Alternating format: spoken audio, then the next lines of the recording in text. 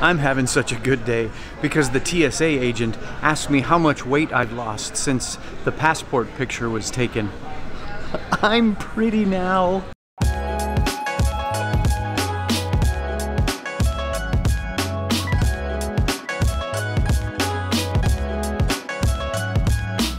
Well, what's up, my crew? For those of you who are new to my channel, this is part of my staple stuff. I actually travel for work quite a bit, and this time we're out to San Jose, California. I work in live production. That's where we do all the TV stuff, the video, the lights, the audio, all the big stuff for a big show in a big arena, and I'm taking you behind the scenes.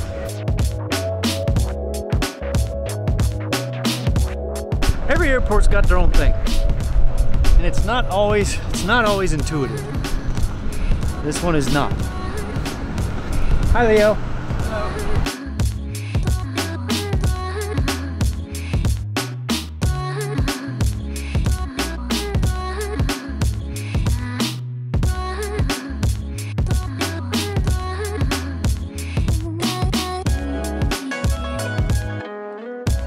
You gotta love it when there's one of these right next to the airport.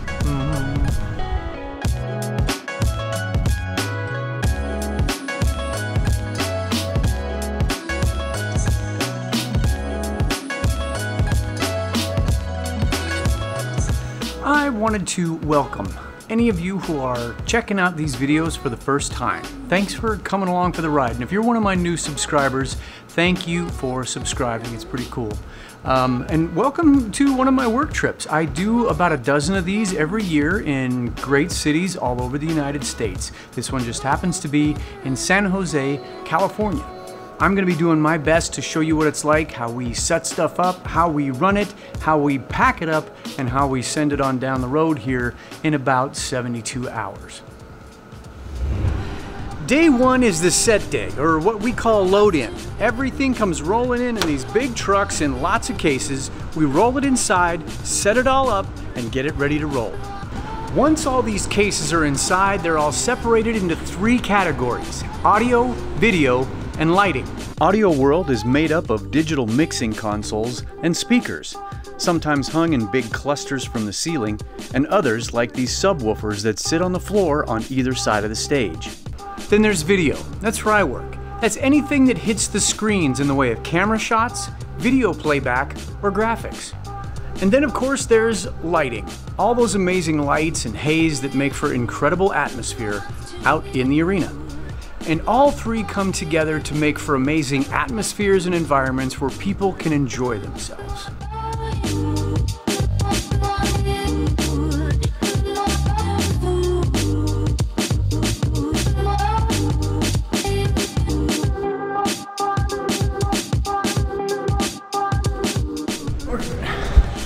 We're kind of lost. Kinda. Trying to remember how we got in here so we can get back out. Well, we are checked in at the hotel and now it's time to try to find some dinner.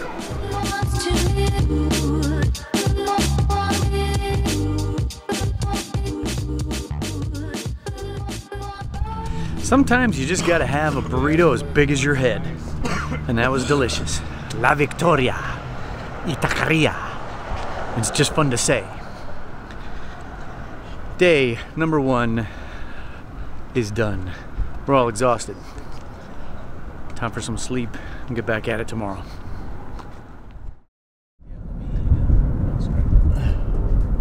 Friday morning, Leo and I are making the early morning grocery run, because that's what we do.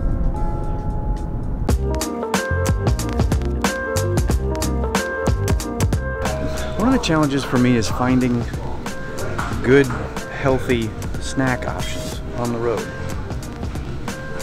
I'm rarely successful. Well, we got our groceries. Now we gotta pick up the gyms, head into work.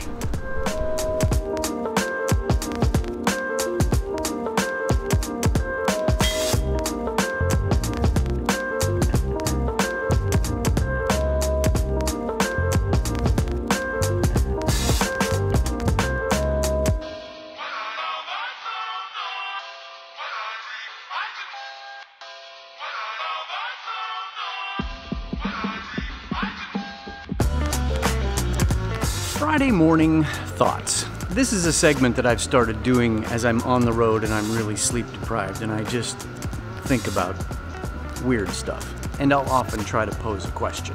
So my question for you today is, how do you learn? And I'll frame it up this way. I'm a learn by doing kind of guy. I have to be able to do something over and over and over in order to learn how to do it very well. If you put a manual in front of me that says read this and you'll know how to do whatever, I'll shut down as quick as anything because I just can't retain stuff like that.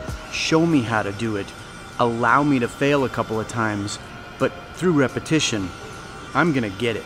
I posted a video last year about how my career in television got started, and I was thinking about that recently. The first time that I ran camera for a sporting event, they just stood me behind a camera, pointed at the field and said, shoot the action. It was only by doing stuff like that over and over and over again for years before I really felt like I had a true handle on being able to shoot something very well. But here I am 30 years later, and I've built a career on pointing the camera towards the action and recording it. So my advice, I guess, is if you don't know how you learn or if you're not really sure, figure it out, because I think that's important. One of the things that I know has really helped me over the years is that because I know I learn by doing, I'm able to share that with people who are showing me how to do stuff or training me. And I think that buys you a little bit of extra grace, that as you're learning, then they can acknowledge, oh, well, you know, he's a learn by doing guy. I may have to show him how to do this a couple more times before he gets it. But I'm telling you, when you can lock in on stuff like that, it really helps you lean in to how you learn so you can learn better. Cheers. Friday mornings are all about details. It's about making sure that everything we set up yesterday is going to function properly today. So it's about checking and double checking all the gear, all the videos, all the graphics, all the elements that will go into what makes this conference and make sure they're working right.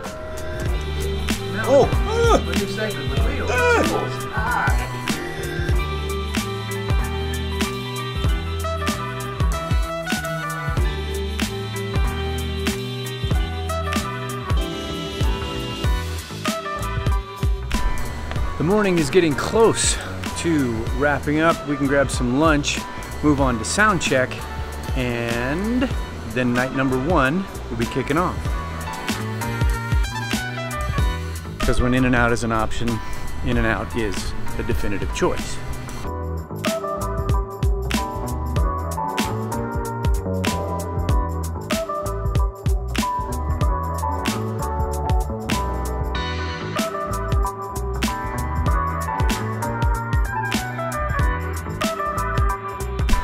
On a scale from 1 to 10, how jealous are you right now? Leave it in the comments. Okay, this here's a sports metaphor. It's good to have goals, but it's even better to have one that's higher than the others. I don't know if I'm gonna use that.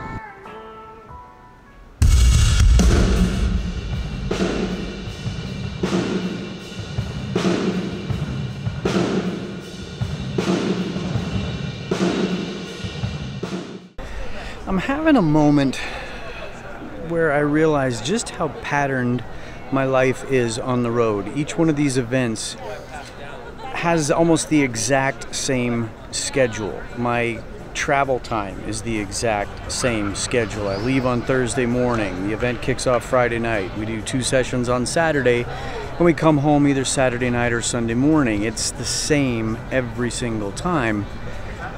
And my challenge is, how do I make each of these videos unique? And I still haven't figured out that formula. Everything about this so far, we'll call this my halfway point, feels incredibly routined.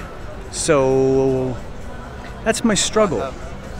How do I continue to tell a story when it doesn't seem like there's any story happening? I'm just following the pattern of every other city. Regardless, we have reached that point in all of our setup time where everything that we can do is done. The doors are opening, the folks are starting to come in. This night will kick off. We'll do 2 more tomorrow. It'll still be awesome.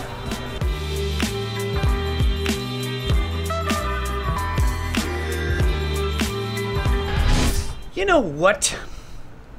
After a pretty long layoff of not doing this conference, this was a dandy night. I'm sorry I couldn't really show anything. We did have a couple of last-minute programming changes that caused us to scramble some, but this amazing crew rolled right with it, and it was seamless. So that's cool. I just couldn't really show you a lot more of what was happening behind the scenes. Trust me, it was good. We are getting it all buttoned up for the night, and we'll be back here first thing in the morning to wrap it all up.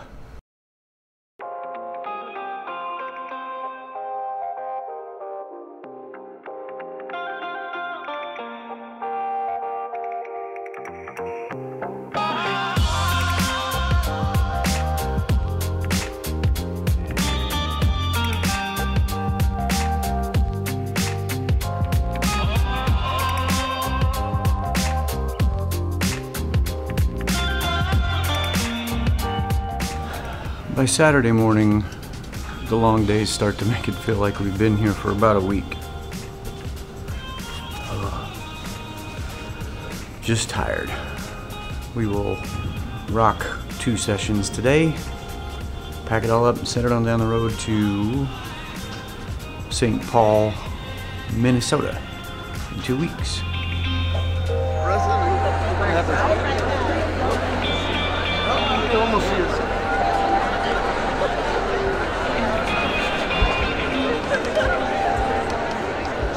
And then you go like this, and then you put your headsets on, and you hear everybody.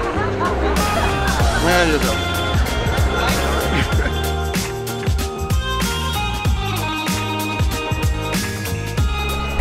But we're between sessions, so we gotta do what we can.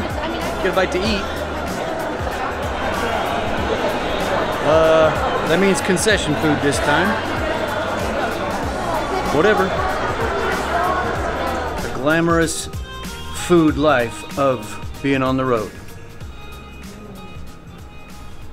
Yeah, you jealous. Oh, I'm gonna regret that. Sometimes it's either that or you don't eat.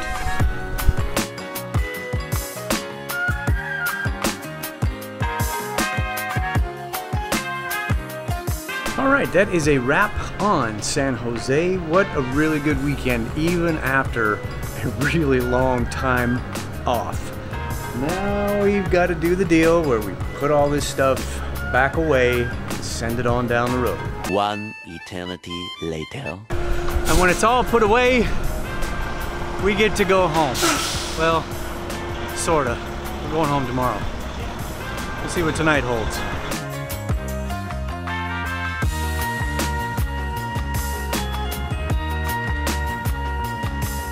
Good fork in the road right there. Smoking Pig Barbecue Company, San Jose, California. That's a do. It's Saturday night now. I've got to get packed. We're getting up crazy early. I gotta get up at 4 to leave here at the hotel at 4:30 because we have a 6:10 flight. After 3 months away from this, it's an interesting thing to be reminded of all the stuff that I've been struggling with these videos, and I've already mentioned a little bit about that. It all comes rushing back to me. Working with guys who have done this kind of stuff for so many years is an interesting thing because it's a very unique world, and it's funny. You don't get to see it because when I point a camera in the direction of your average AV tech type, they go scurrying like cockroaches when you turn the lights on. These are not glory hound type people, so anything, even just a little camera with a mic on top of it like this is just... I want these videos to tell a story, and I want to remember them. And what's interesting is that while it's somewhat easy to kind of blame that a lot of these guys, they don't want to be on my videos, I can't clown around with them or anything like that, a confession for myself is that I get out here and I get tired and I get cranky, and all of my best intentions and even sometimes my plans to do something fun or different with these videos, I get out here and the plan goes right out the window, and that just frustrates me because I want the content to be good. I want to be progressing, getting better, and I want them to be watchable, obviously. And sometimes it just seems like no matter what I do, the things just, maybe a bunch of airport B-roll in the morning will save it. Maybe not. Ah.